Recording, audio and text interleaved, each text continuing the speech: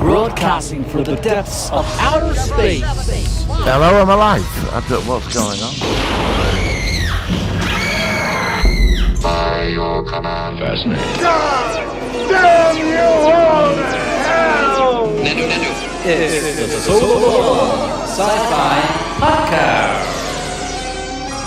Hello and welcome to another broadcast. We've just had a conversation about our mutations from our jabs, and certain parts have gotten 5 foot bigger, and somebody's grown bigger than mine, and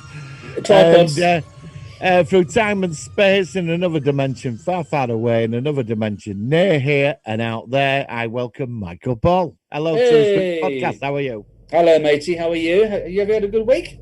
Yeah, no, it's all right. Yeah, it's been good. Yeah, I've caught up a lot of science fiction this week. Have you? A lot of TV series I never finished. I've been finishing them. You mentioned before you were recording that you started watching a new version of Superman. So, do you want to yes, I did. I watched it today. It appeared on my screen. as it does. It got released yesterday. It's very good. It's very. I was quite surprised actually because I thought it'd be one of them like, them though you get them like series and they've got a coffee shop and everybody's good looking. They're all perfect and that. This is quite different. He's got 2 kids and he's got domestic problems. He's lost his job. And Lois is nagging at him, and I quite like all this. Do you know what I mean? Yeah. And one of his kids is sprouting superpowers, and he's the kid that's the one that hides in his basement on a computer all the time. Well, other kids perfect at everything, but he's got no superpowers. Oh, so poor old Soaps is a bit stressed with it. So it's a sequel to obviously the normal Superman. It's like, so how long is it after the conventional Superman films? I mean, how old's the kids in this then? They're probably 25 in real life, you know what I mean? But they're probably meant to be about 15 or 16. something. Yeah. Okay. You know, but it's the first episode is quite dark in tone. I found it wasn't like this, like the Flash and everything's. They've all got a coffee shop and everybody's good looking and surviving problems and all that crap. What they put in, that melodrama. Right. This ain't quite same. I mean, Soper's losing his job and moves back to the first episode. His mum dies. Oh, in one episode, yeah. Didn't the mother? I thought the mother died in one of the versions I saw. No, this is all set in another universe. Don't worry about that. That's how they get away with it. It's all parallel universes, and this is Superman of this earth, and he ain't got a job, and Lois is on at him, and they've moved back to Kent Farm, and his mum died in first episode, and we get a new supervillain. So, who's it made by? Is it a streaming thing or what? I don't know. It's connected. Well, it's connected to Supergirl, Flash, and all that, Arrow, and all that. Okay. But it seems they all follow the same sort of tone. But are they all entwined? Are they all going to be entwined? Yeah. Well, Superman pops up in other ones, but in this series, it seems a bit dark or something. The tone seems more adult. Yeah, I don't know. It might be quite interesting to see it if it's quite dark. I don't mind it. Yeah, I don't mind. I mean, I watched. What did I watch this week? I watched a film which I heard about. I saw Fire in the Sky. I've not seen it before with Robert Patrick's in it. It was alright. Is that the one, the abduction? Yeah, the abduction one where there's this. That film freaked me out. That really, when I first saw that, it freaked me out. It was quite well made. I know, based on a true story, and it was actually quite well done. Great cast. Henry Thomas, who was in it from E.T. as an adult. It was funny seeing him as that. Robert Patrick, of course, I like. Scott McDonald is an actor you've seen always in Star Trek and also in Stargate. So there were some actors I knew in it. I thought it was pretty good production. It was quite good, so I'm glad I checked it out. It was well worth a watch. Interesting film that, because I followed it. I saw him being interviewed on one of these shows in America, and it was on YouTube. And I found it fascinating. I mean, the guy believes it happened, and there were witnesses. I'm not saying it was, No, but they had lie detector tests as well. Yeah. I mean, and what happened was when it was done in 1973, one of the guys was a bit unstable, and they But it says at the end of the film that he took it with the rest of them again in 1993, which is when the film was made, and it all came out that they all said what they experienced was the truth. So, it was a good solid sci-fi, potentially sci-fact film rather than science fiction. Yeah, definitely. I'm glad I saw it. I'm still plodding through Star Wars Rebels. I'm into season 3 of that now. God, you're getting through that. Cool. Yeah, I would say I prefer Clone Wars to Rebels. I like it though. Yeah. But I think Clone Wars is slightly, I don't know, it's just slightly more solid. Even though I prefer the Empire era of Star Wars, I just feel, but I like it. I do like this series. It's good, and Ezra, who's one of the main characters. See, I'm knowing all the characters now. Apparently, and this is going into the news. But let's go into the news. Unless there's anything else before we do that. Anything else you want to just talk about before we go into the news? No, I think that's it for this week. Yeah. Yeah, I think that. Yeah, let's just link it because this is sort of news, and so let's get the jingle on and see how it goes. Here we go. Working. Solar Sci-Fi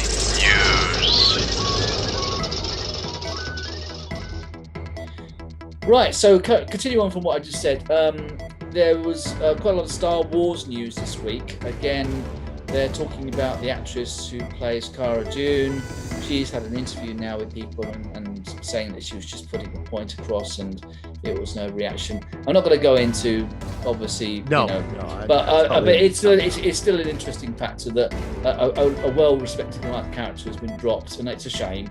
But other Star Wars news that they're casting a guy who's going to be playing Ezra in, I think he's going to be in a Ahsoka series, which could be interesting.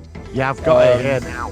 So what do you think about that first? Because I mean, Star Wars rumoured to cast Aladdin's Mena Massoud as Ezra Bridger. Yeah. For a Ahsoka series. I'm open to it. I don't even know who this guy is. No. I heard the live action Aladdin was terrible, so I've not seen it with Will Smith. Right. Yeah. Oh, I did. I saw that. They looked terrible. I didn't. I've not seen it. Yeah. No, I've not seen it. Will Smith dressed as a blue genie. It was laughable. I mean, quite frankly, when you look at that, I mean, it was just like a bad joke. It was like it's like one of my photoshops. I could have done that. I could have made him into the bloody genie at home, and it's like it was laughable. I mean, you can't take that seriously. It was like, and it's when somebody has got a good idea and they present it the wrong way. And the prime example of that is that film. I think it was either last year or the year before. It featured Judi Dench, where they're all dressed up as cats. And I saw a trailer. And it looks absolutely god awful, just visually. Even without the trailer, it just looked painful. And of course, it bombed. It was panned. It was bombed in the box office and everything. I don't know if Aladdin did well. I like Will Smith. No, it bombed. It sunk faster than the Titanic. Yeah. Really? Okay. Well, that's the impression I got from my own impressions of seeing it. They didn't look like it was terrible, and that's when they get it wrong. I mean, I don't know. It's weird how sometimes, just visually, the first impression when you see a trailer or a graphic or something, it just looks terrible. I mean, it's like a good example of that is we already know, although we've seen them already, some of the actors from Star Trek Discovery. I mean, Star Trek: The Strange New Worlds. We've already seen Anson Mount. We've already seen the guy that plays Ethan Peck, I think it is, and the woman. It just looks visually. That looks like that looks like classic Star Trek, slightly redone for now. Yeah.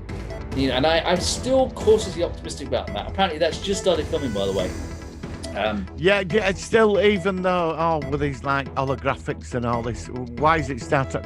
We've had this conversation before. Yeah, I know. Star Trek Continues gets away with it in this modern setting of today. Why can't they just do that? I think that's what people want, but I won't go into that one. I'm looking forward to Strange New Worlds, and it should be interesting. Yeah, I know that Picard has literally started, I think, this week filming as well. It was due to start at the beginning of Feb. It was slightly delayed again. And it's now, of course, late Feb from the time we're recording this. I'm not that excited about Picard, quite frankly. Out of the three, my excitement level is Star Trek: Strange New Worlds, then Discovery, and unfortunately at the bottom for now is Picard. I'm sorry to say. Well, I've got. There is some. Hang on. Star Wars. Cipher now. Here it is. Right. Star Trek Section 31. What we know about the upcoming spin-off. Oh, I forgot about that series. Well, I don't know how they're going to do that. Well, it's happening. It's happening. What's her name? She went back in time, didn't she, through the Guardian Forever? I reckon that the twist is that she's gonna be. I reckon she's been sent back to a pre-Enterprise sort of time. Could be. I think she's gone back. And what it is, I think she'll end up I think she'll be one of the founders of Section 31. Possibly. That'll be a twist. And that's my estimating. I could be wrong because I don't know how they're going to play this out. I think I'd rather just see Section 31 within the episodes because Star Trek is not about Secret Service and I like it when it plays along in the background. Section 31 worked as a plot element in an episode of Deep Space Nine. It was brought back in a okay way as well in Enterprise. They also featured in Star Trek Into Darkness. But it's not really what Star Trek's about. I mean, it's clever when it was first introduced that there was it makes sense that a background element of defense like the Tau Shiar above Starfleet intelligence. Yeah, but it was a hidden kind of thing. I like that, but I do just the Klingons have? They must have their own equivalent to that. They did. There was an episode where O'Brien in DS9, he kept collapsing and then having flashes of forwards of things happening.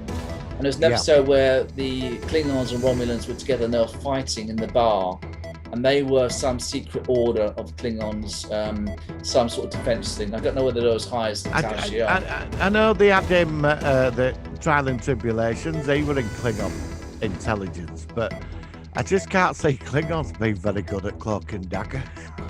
Yeah, well, the thing is, Klingons are a bit stereotypical, aren't they? It's like, but of course, as you say, you had the guy in Trials and Tribulations who was, he was in the original series, wasn't he? As Koloth, I think it was Koloth. Yeah. Or Kang. No, I think it was Koloth. It was Koloth. But I suppose what you've got to think about in every society, you're going to get people of all different personalities, fashions, looks, and stuff like that. And I think you just, unfortunately, with Star Trek, the Klingons have always been a bit more. There's just the stereotypical Klingons rather than more sort of out there kind of Klingons, I think. So yeah, that's all right. I mean, like I said, I just the Section 31. Oops, what's that? Oh, that's right. I've got a message from him. That's the one I'm the least interested in. So we'll have to see what goes.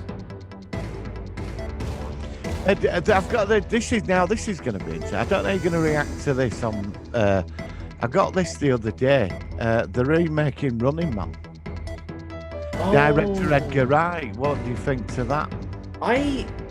If I saw Running Man, I don't even remember it. I must have seen it 25. Is it? Are you a big fan of Running Man? I've seen it. Yes. I mean, I think it's alright. I thought it was very great, good. At the time, it was when we were all going through the Arnie bus. Yeah. When he had Commando. I mean, I love Commando. It's insane, but it all came out Running Man and all that. I think Running Man's good.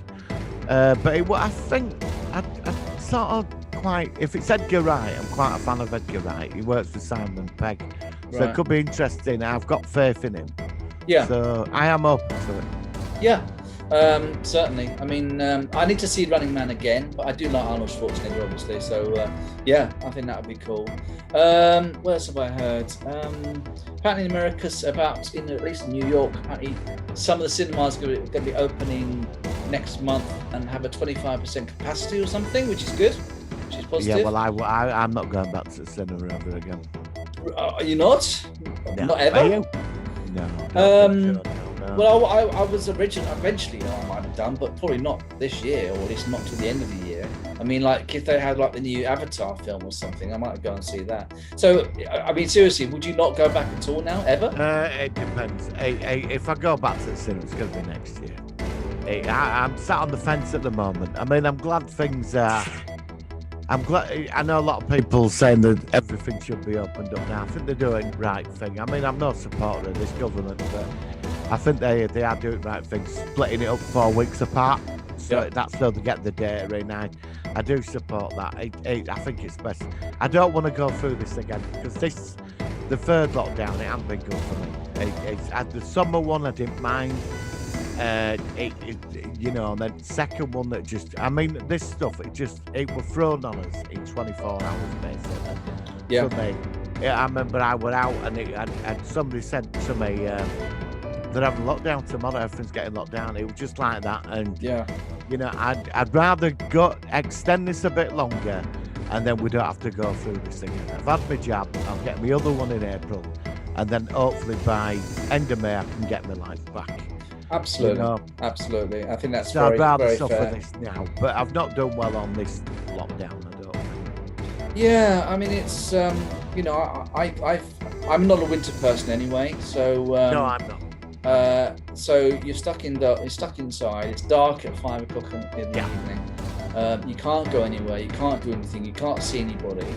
Yeah, it's good doing the podcast and stuff and doing the stuff with you. But in the end, that's when it comes to the point where that's one of the biggest things of the week. I don't think that's necessarily a good thing.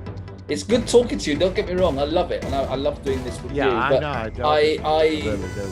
I also want to do stuff for my family. I've got I've got 2 teenage kids. They want to go out and do stuff, and they want to go out and do stuff with us. We've wasted a whole year. I mean, it's pathetic. It's absolutely pathetic. Yeah, it is, and I've cancelled so much now over a year, and I'd like to get home and see my family as well. Well, I think that's really awful. would like to. I mean, my wife hasn't seen them. Well, we have seen them, but hardly. And we saw them last year outside, social distances and stuff like that. Yeah. And we have been very sensible, and we've seen a lot of people. I mean, my neighbours last summer, they had a 30th birthday party, and it went out of control, and they had drunk boxing.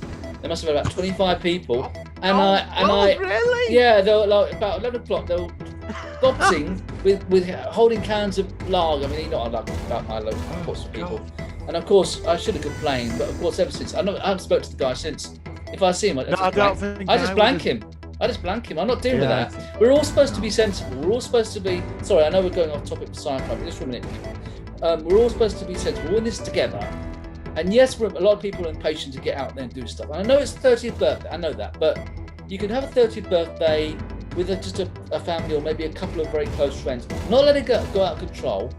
And it's just, I get so angry at people who don't respect the fact that we're all in this together. Just wait it out. Find stuff to keep you going. Create a podcast, whatever. And do stuff, and then we can look back at this, and then first of all it will be a good reminder of what we went through, and that's what I love about recording stuff. It's always like a log of your life. Oh, it is, and it's important that, and I think that I've been looking at some of your older ones, and it's great some of the stuff you've done on your channel as well. It's important to have that to look back on, and then you can think, be grateful once we're through to the other end. Be so grateful that you can go out. Precisely. And look, you are so right. Do not forget this, and do not become blasé and complacent and stuff. Think, well, look, I'm free again. I can go out. I can go out for a meal. I can go to the pub. I can go to the cinema. I'm grateful. I was sensible. I got through it. Like the guy on Facebook that we talked about last week who passed away. I'm okay about that. But I mean. And someone like that, unfortunately, due to the nature of their work in the hospital, they caught it. They were being sensible, but the nature of their work put them in danger.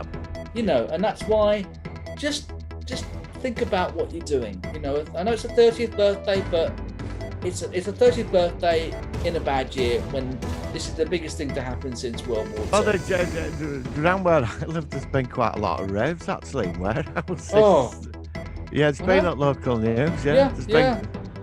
I mean, they found there were an hairdresser in Soho, and he obviously because he couldn't open, he had a massive cellar under his shop, so he turned it into a nightclub and they raided it. I mean, the thing is, if you could go, I was going to say a couple of years ago, if you could have said in 2 years' time, if you go out and go out and club, or you could have police raids for actually meeting. It's crazy. It's like. What's been weird about this? I feel more optimistic since he did that thing on Monday. Right. But it's sometimes I think I've got past the Bill Murray stage of Groundhog Day every morning. I think I'm coming out of that now.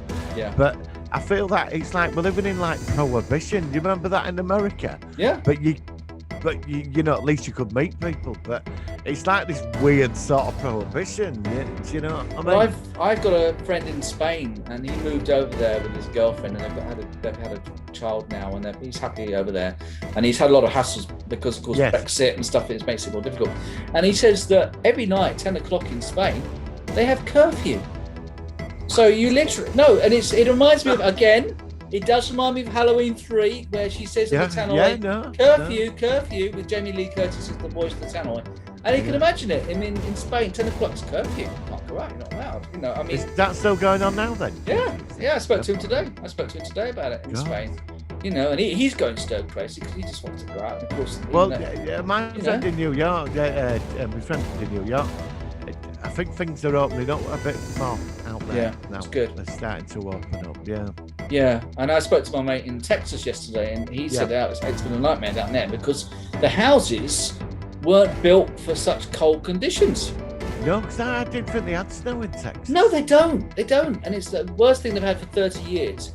And so that's climate change. That is. I know. For God's sake, I mean, if they can't figure this out, I mean, you know, it's climate change, and it's actually quite disturbing. There was that thing on BBC today. What's that David Attenborough thing going on about? If we don't sort ourselves out in 30 very soon, we're all doomed and stuff like that. And we're not going to go on too much about that because people are aware of it. But it does make you realise just how the world is in a very precarious state. I saw something, you know, when you turn your computer on, you get MSN or Google News. Yesterday, an asteroid went off over Canada and it lit up. They all thought it was a nuclear attack. Oh, what? I didn't see that one. Wow. It was only about a minute's worth of footage, but they filmed it. It was filmed from different locations. I mean, it vaporised in atmosphere, but it went off. And it was just a quick spark. It was like all lit up, you know. Yeah, they had one in Russia about a couple of years ago. That was quite a bad one as well.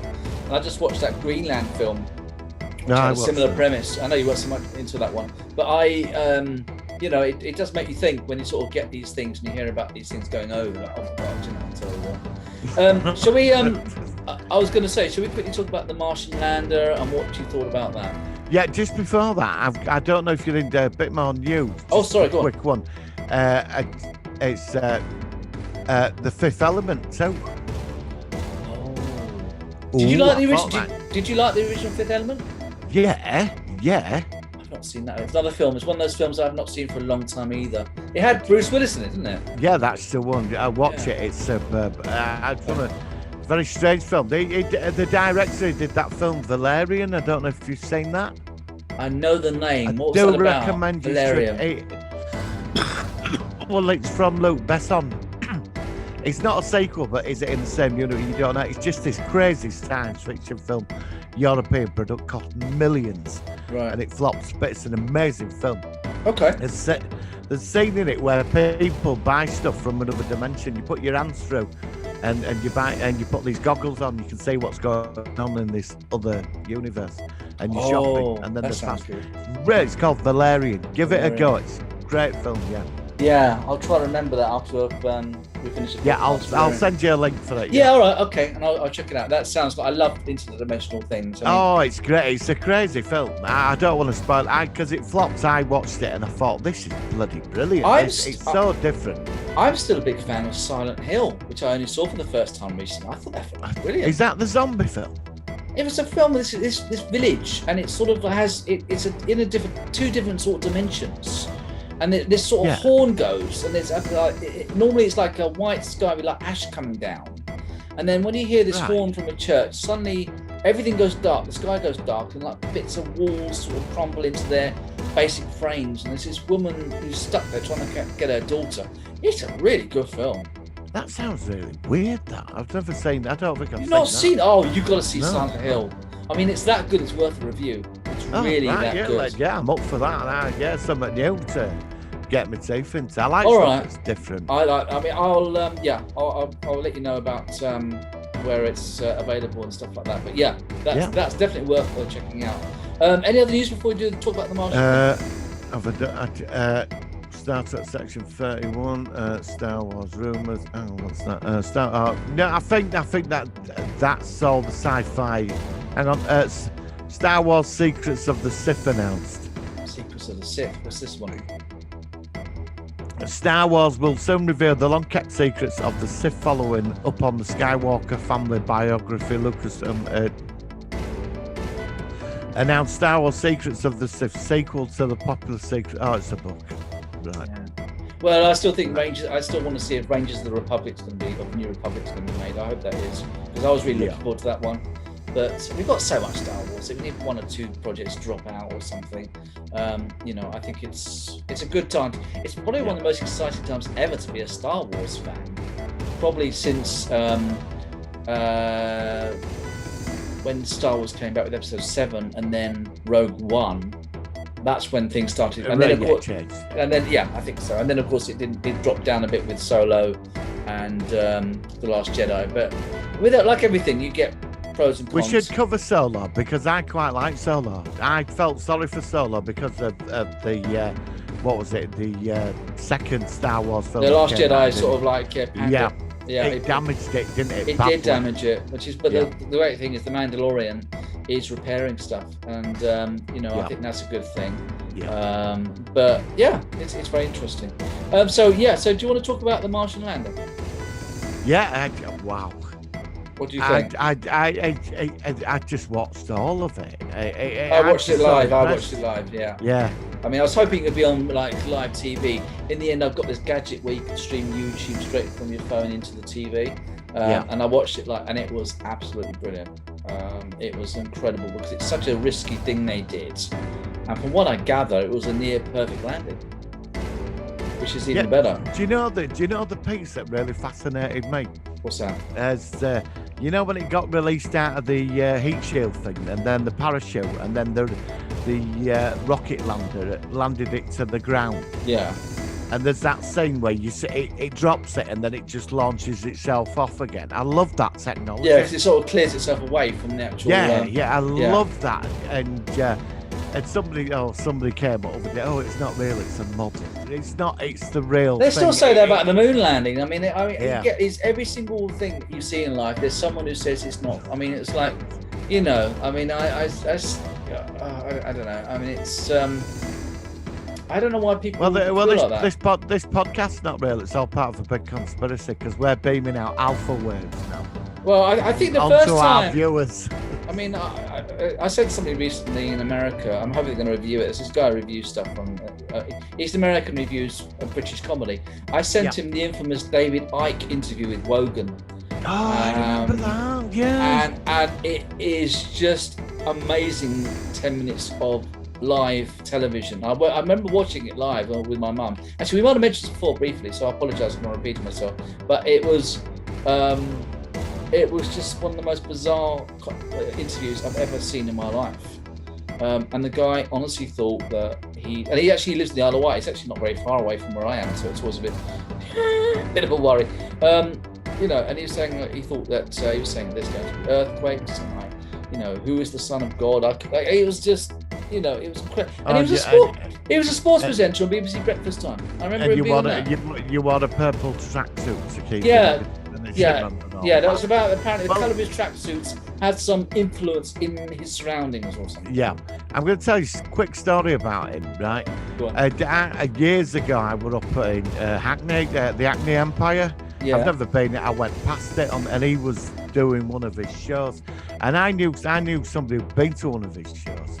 It was like 20 odd quid in. I'm going back a decade, a bit longer. I paid like 20 odd pounds to get in. It was full of stalls inside selling t-shirts and his books. I'm telling you, he's made a fortune out. He has done that. And he sits there trying to be this benevolent. No way, it's a money-making machine. I know. I mean, he's got a lot of followers, and he's actually. There were 5,000 people outside when I walked past.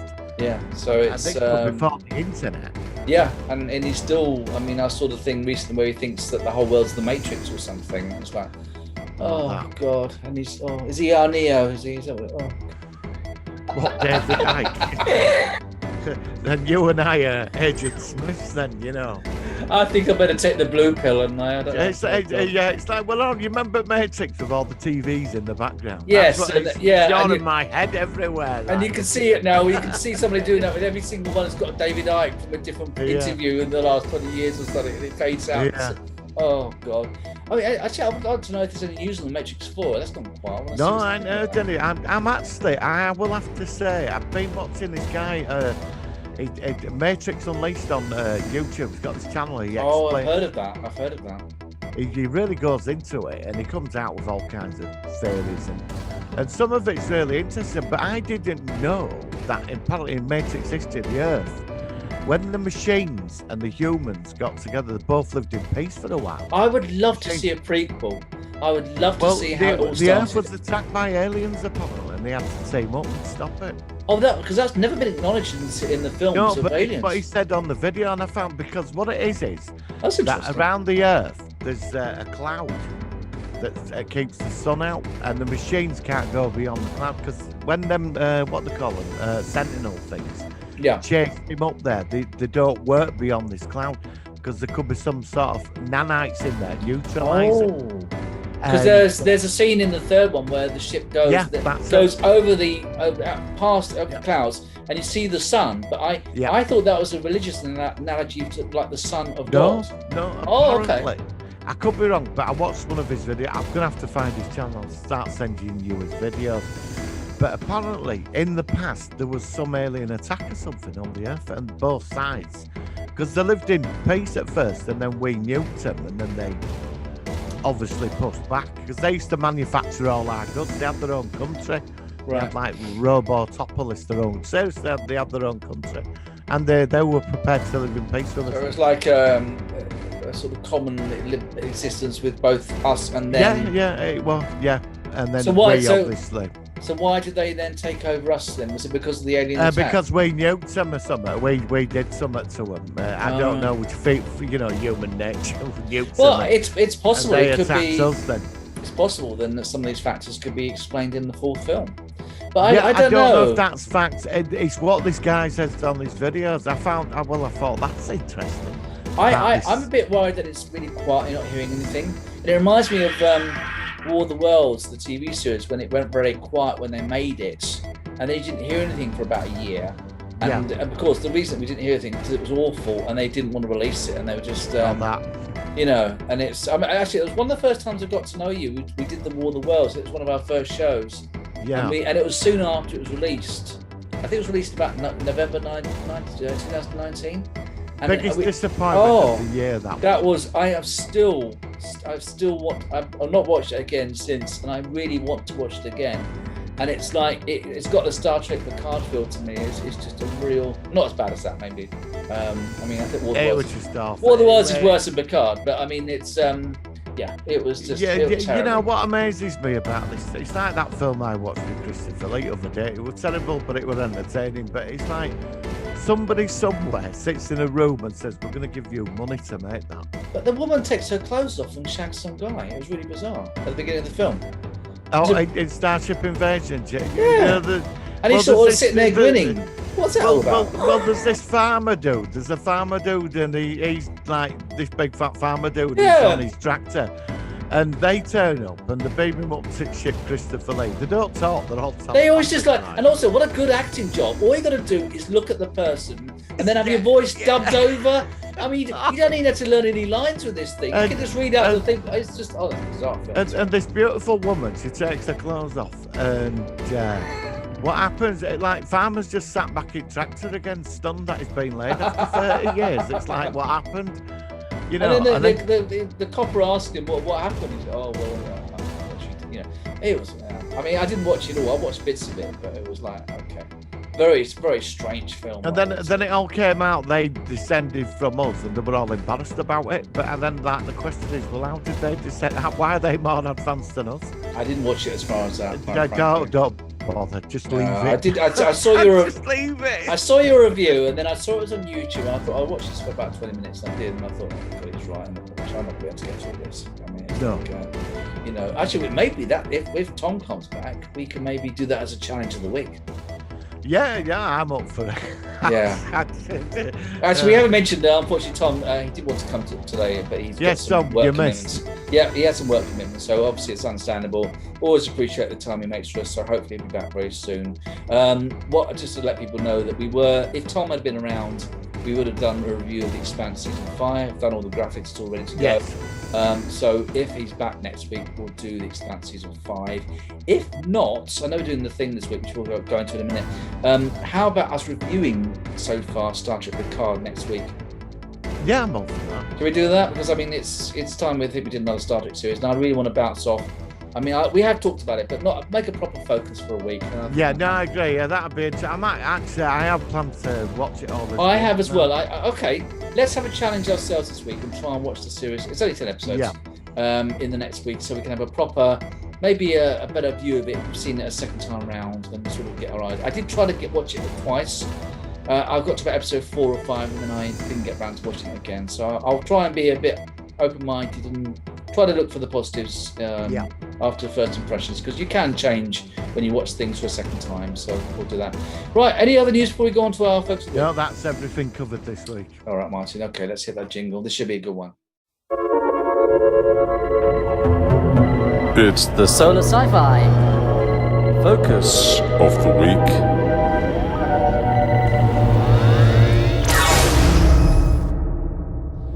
Right, this week we are doing a film which was released in 1982. It was actually the second version of a film called The Thing. Originally it was The Thing from Another World. It's a classic. I think most people would have heard about this one. John Carpenter's The Thing from 1982. All right, let's ask you, Martin. When did you see it? What did you think of it? How was your first impression of it? I think when that came out in 82, I was still at school. But I saw it on VHS. Okay. For the first time.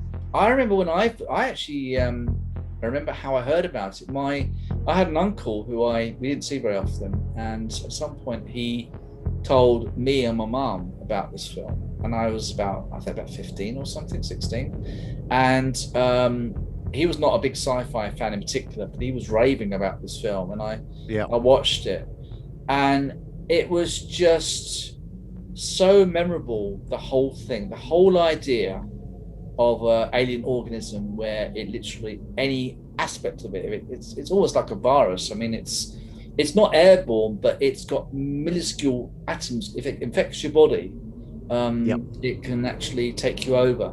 And I just thought the whole film, everything about it, the music, the direction, the time it was made, it was a flop, actually, surprisingly. It was put up against E.T. I think it came out the week after E.T. And of course, I mean, E.T. is a good film, and of course it was huge, but I mean, I'm sorry, but if I had to choose between the two films, it's going to be The Thing every time. Oh, of definitely. course, I saw E.T. at the cinema, yeah. I saw E.T. at the cinema, and I thought it was great, but I mean, in retrospect, you can't compare. They're both science fiction, but they're both very, very different films.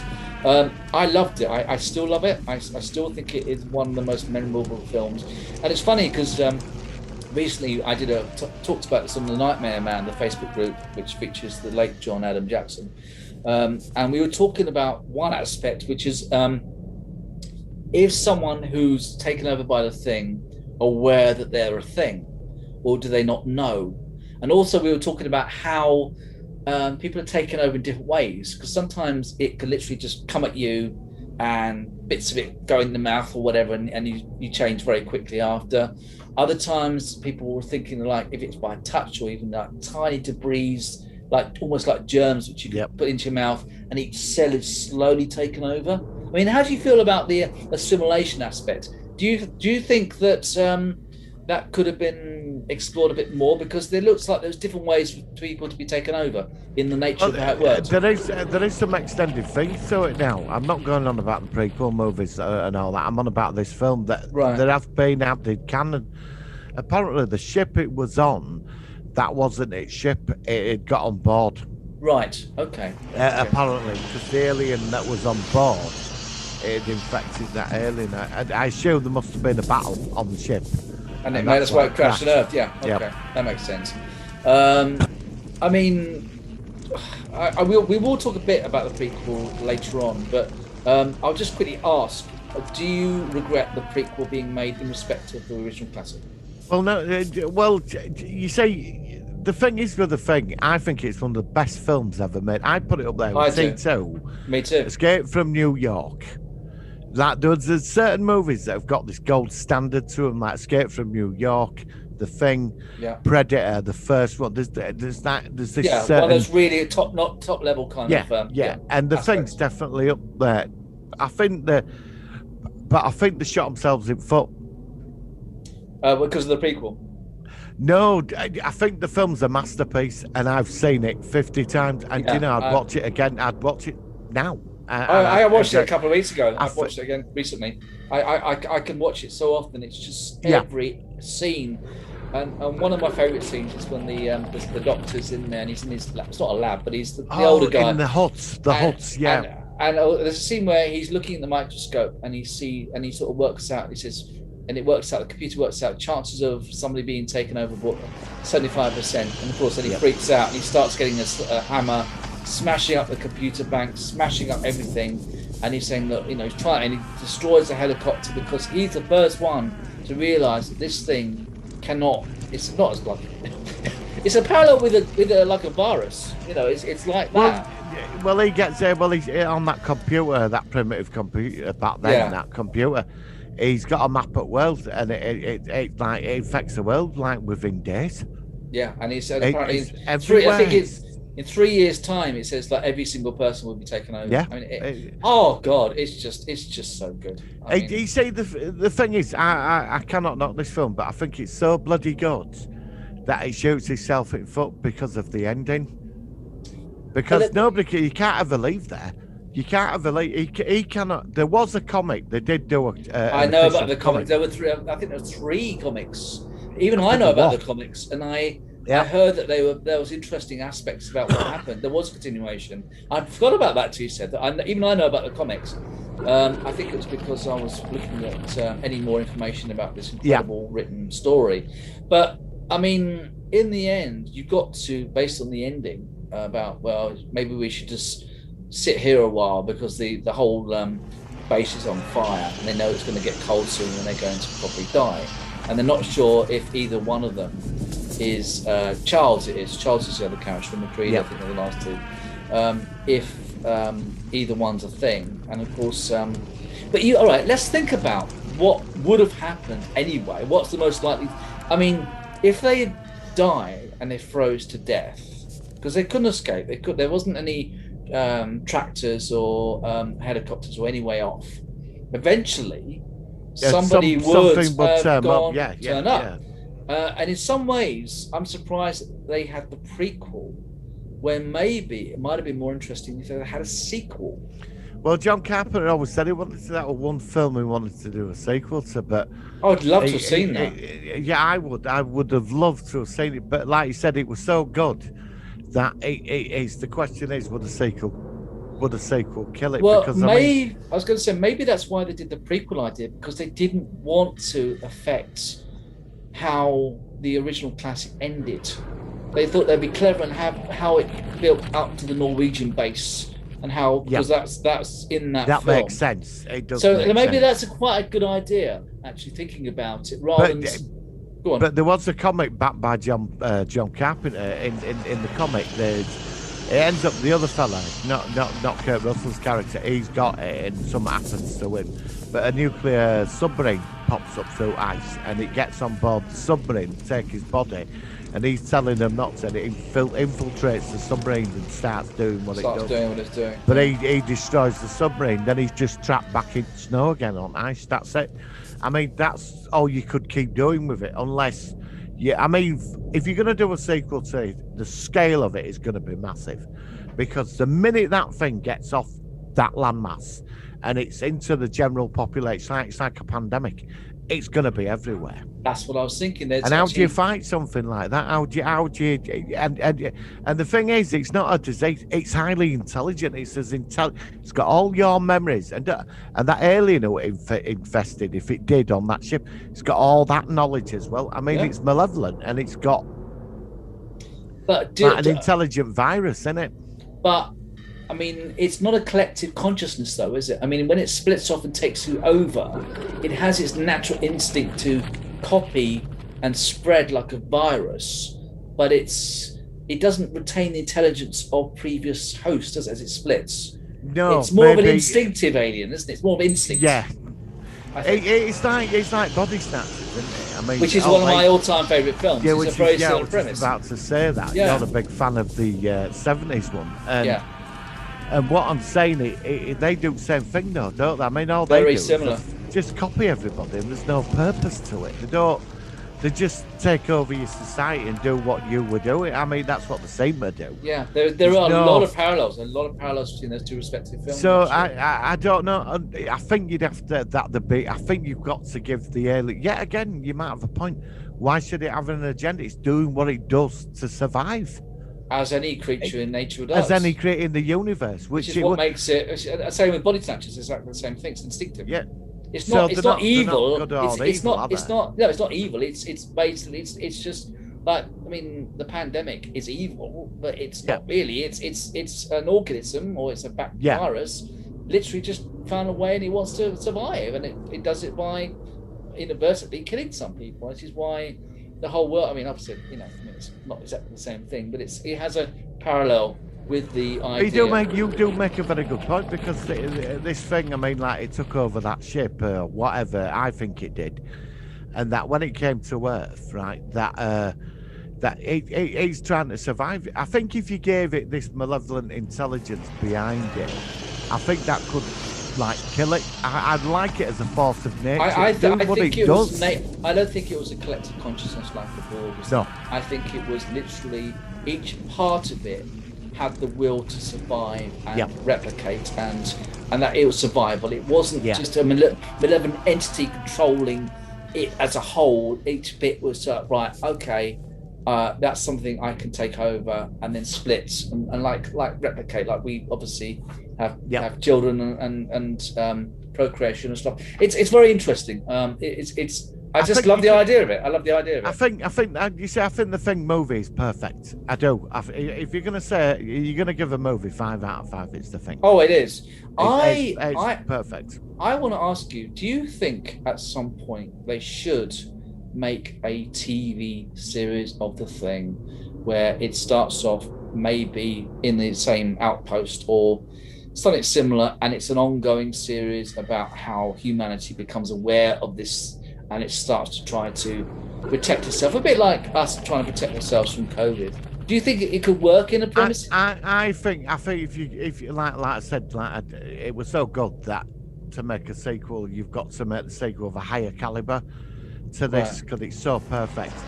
But where I think that you could do it, there is like a back door that, say 30 years later, now, an expedition, a new. The lost expedition. It was forgotten about. They went looking. They found nothing. We're all iced over. Soon dead. And then a new team. They're building another base there in that area, and they find Kurt Russell's body. He's dead. Oh no! Well, he's not. He's frozen. And it gets out. And this time it gets into the world. Yeah. I think you could do it, but you'd have to have a bloody good story. You'd have to match. That's why it's so good, because the sequel, I mean, the prequel, they got away with it quite well, but that film it's like a gold standard. It's got that. It is quality. Yeah. I will say though, I really did enjoy the prequel. I think that. I did. I think they made a bad choice, because originally it was going to be a lot of miniatures and stuff like this, and like Stan Winston sort of type of thing, and then they went all CGI for the Thing special effects elements, but I still think it's a good solid film. It didn't damage the original at all. The one thing discontinuity which annoys me is that in the H2 version you see the ship on videotape when they're filming it, the Norwegians, and there's a scene where it looks like they blow up the ship. Right, but in the prequel, from what I saw at the end, the ship was intact. Oh, really? So I've always been bothered about that, because that doesn't make sense. They were No, very good about most stuff, but that was a blatant error in respect of that. In the Thing movie, when they go down into ice caverns, it's actually building itself a ship as well to escape. There was a small ship being A small ship, but just enough to get it out of Antarctica. That wasn't in the big ship where the main ship had crashed. No, it wasn't. That was a separate area. That was, and like I said, they in the scene in the H2 version, they take the helicopter, they land by the remains of the ship, and then they find these videotapes in the Norwegian camp. They play them back, and there's a scene where you see them exploding, a big explosion, and they're blowing up the ship. But maybe what you could do for a sequel, you might have a good point there, because in a sequel that, say, like 30 like today, it's a different ship. What if it's a different ship? It could be a different ship. Although it had the same hatch. It had the same hatch at the top. So I don't know. The ship's still there because it's covered in that. They refined it again. Or it could have rebuilt itself and we weren't aware that. Maybe it has some nanotechnology, so although it's explode, by the time it gets but then again, the question is it doesn't intelligent? make sense. It doesn't make sense because is it intelligent? Because it builds a smaller ship. Well, unless it blew up during the prequel elements, and then it reformed by the end of the prequel. So I don't know. It's not a big aspect, but it's a bit of a. No, I think it is, because if you're going to make a sequel, I don't want another sequel where they find his body 30 years later, and then we're all running around an ice station for another 2 hours. If you're going to do a sequel to this, you've got to be bold and imaginative. Maybe people are. I think it's. I mean, these producers, they don't care. They just see them making money. They might think that the film is old enough that it wouldn't be that well known if they made a sequel, or it might be that they think that they might even regard it as a classic, and they don't want. But they don't. They would see the dollar sign. They wouldn't be thinking about. They would think if it's a chance that it can make money, but it might be like the guy who does Back to the Future, where they cannot make any more Back to the Future films while he's still alive. He's done this stipulation kind of thing. Well, it's like a film like Back to the Future trilogy. You just can't leave do it it. alone. Yeah. You can't do it. If they do it, it's going to be crap compared to original. Yeah. It's not going to be. It's one of them. It's like Ferris Bueller's Day Off. It's so good, and you can watch it over and over again. Just leave it alone. It's that magic of the film. I mean, I saw, this is a news story, but I saw the other day that Brent Spiner said it would be good if they did a Next Generation reboot. No, we've had they Next can't. Gen now. We've had it. We've had. Don't the Next reboot it. Don't Generation now. reboot it. They've messed it up with Picard. No, don't do that. I don't think it's going to do it at all. But going back to the thing, it's a classic. It is definitely in my top 10 favorite films ever. I think an Amazon or a Netflix miniseries could, as an experiment. That's what I was wondering. Yeah. I'm interested in that. I would be. I would watch it. But then again, you think of BBC with War of the Worlds. I've been disappointed by quite a few things recently. I mean, Star Wars, no. The Mandalorian, you know what I think about that. I love The Expanse, but then Expanse is different. That's a brand new series. That's not. You're not competing against an original form. Like it's a new series. It's like a remake. So I think that's the problem with some of these. A lot of the things that we watch are often either prequels or remakes or reboots, and that always puts them at a disadvantage because. Well, would you want? What if they rebooted it and they did it like it was a reboot? You say they remade it, but they started it from zero again. Same story, but then they build it into a trilogy. I mean, if you got like the writers, like people that did Mandalorian, that type of Dave Filoni, got to have the heart, the fan base, the science fiction for it.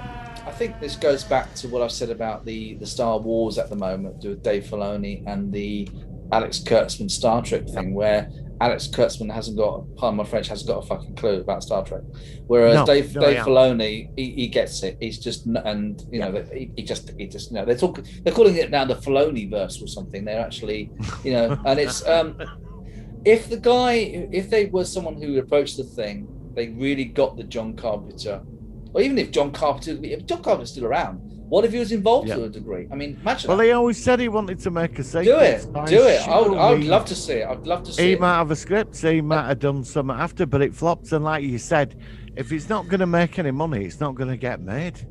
I better quickly ask, what did you think of the original version of The Thing from Another World?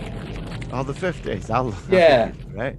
Do you know there's one scene that freaks me out in that? One What's that? scene. Even now, when he opens the door and it's stood there.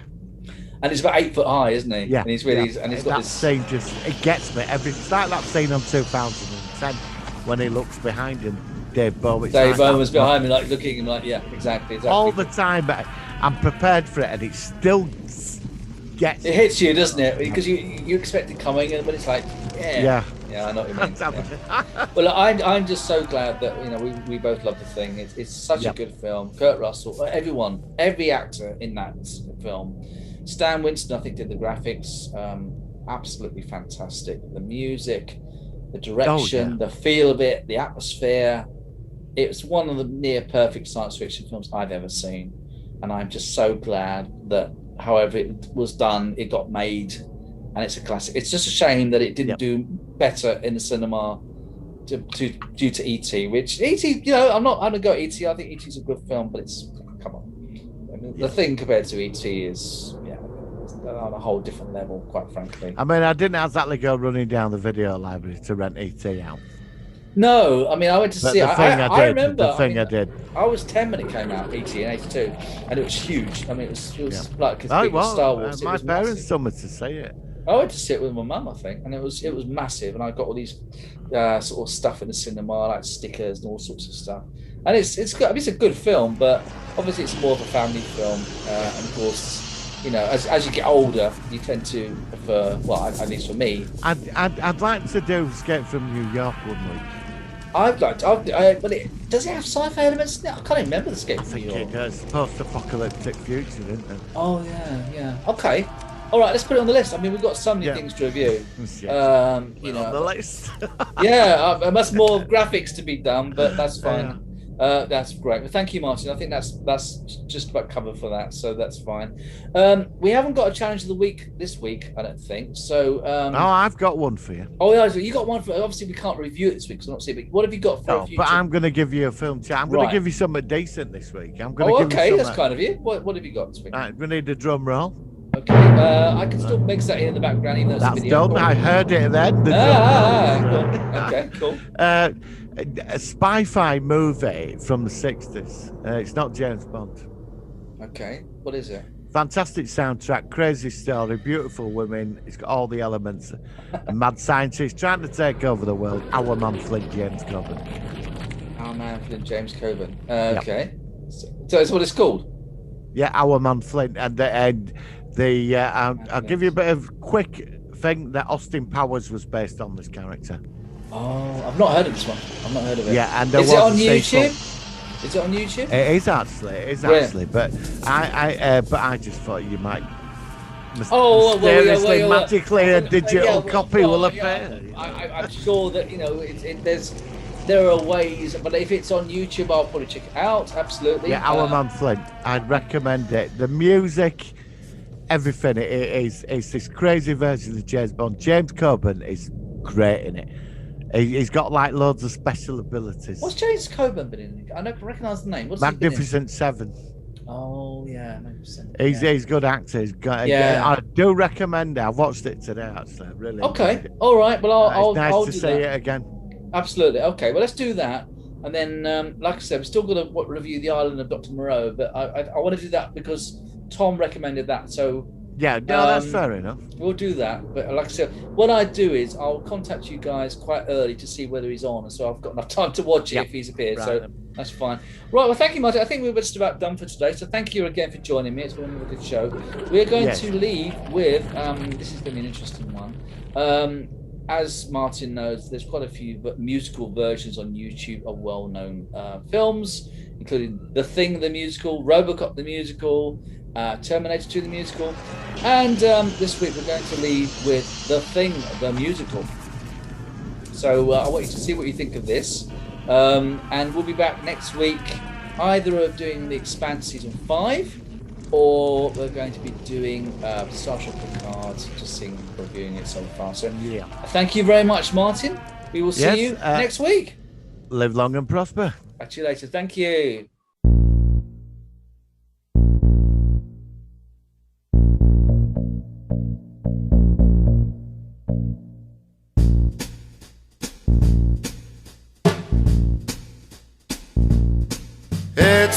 outside, I've been running for miles, helicopter trailing behind.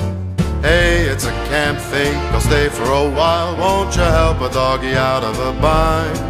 There's nothing to see here, I'm only a husky, your average adorable rover. But once I convince you it's okay to trust me, your civilization is over. I can't wait to see their faces when I spring. Yes, sir, 'cause they think that I'm a dog, but I'm the thing. I'm the thing, baby. Can you tell that I'm not from around here? Did you know that things are worse than you feared? 'Cause I've been to a million planets and I can copy you right down to your beard. You can check on your ancient computer, it's astonishing how quickly I spread. You can pick up an axe and go crazy, but I can grow legs from my head. So I might be MacReady or maybe I'm Doc. Blair's been acting awfully suspicious. That Gary's a liar, be sure to watch Clark. And Windows, well he's just delicious. So perform your little test. Hey, you found me, I'm impressed. Hate to interrupt your endless bickering. Big surprise, guys, I'm not Palmer, I'm the thing from another world, baby. Oh, you really gotta love paranoia. More than half of you believe that I'm Mac. Once you make up your mind, you can blow me up or you can burn me, I'll keep coming back. I could be anyone, so watch those hands, Doc, ouch. You'll either end up dead or tied to this fucking couch.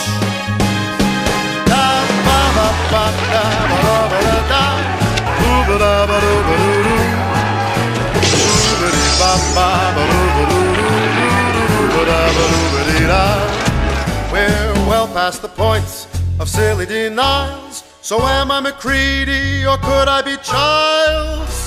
Which one am I, baby?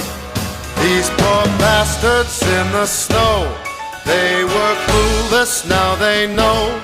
It's a special brand of nightmare that I bring. Yes, they thought I was a dog, but